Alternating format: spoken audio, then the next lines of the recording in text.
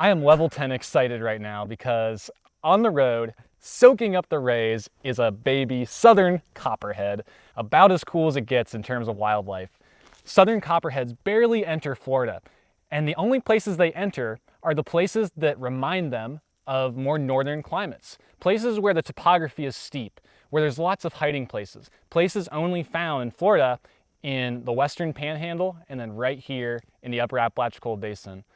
This snake is a juvenile. It's only about 2 years old, and we know it's young, one, because it's small. This snake gets about 2.5, 3 feet long.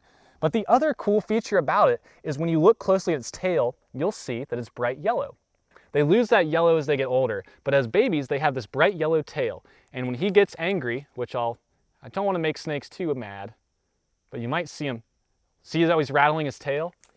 What this copperhead does when it's a baby is it's hunting for small rodents and sometimes even insects. And it takes that yellow tail and it wiggles it, wiggles it, wiggles it.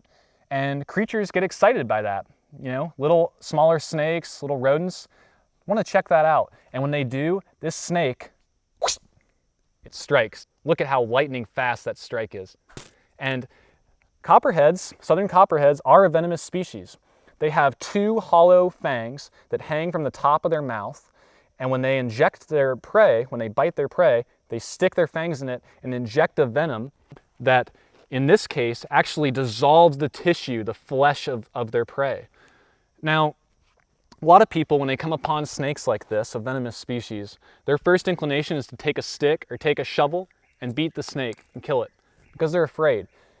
Yes, if this snake were to bite me right now, I would need to go to the hospital. It probably wouldn't kill me, but it would make me be in a lot of pain and not feel too great. But this snake would never bite you unless you messed with it like I'm kind of doing right now. They don't want to use their venom. It's expensive for their body to produce. It's not a dangerous animal unless we make it so. This is a snake worth protecting. They're a special, beautiful animal found almost exclusively in this part of Florida, and they're a very important part of the ecosystem because they're a predator. I would encourage anyone who has a fear of snakes to just look at them for a second. Just take it in. Just look at this animal, that beautiful copperhead, that pattern that perfectly blends into the substrate around it. Through evolution, this species is perfectly adapted to this ecosystem. This isn't a snake we should fear, it's a snake we should love.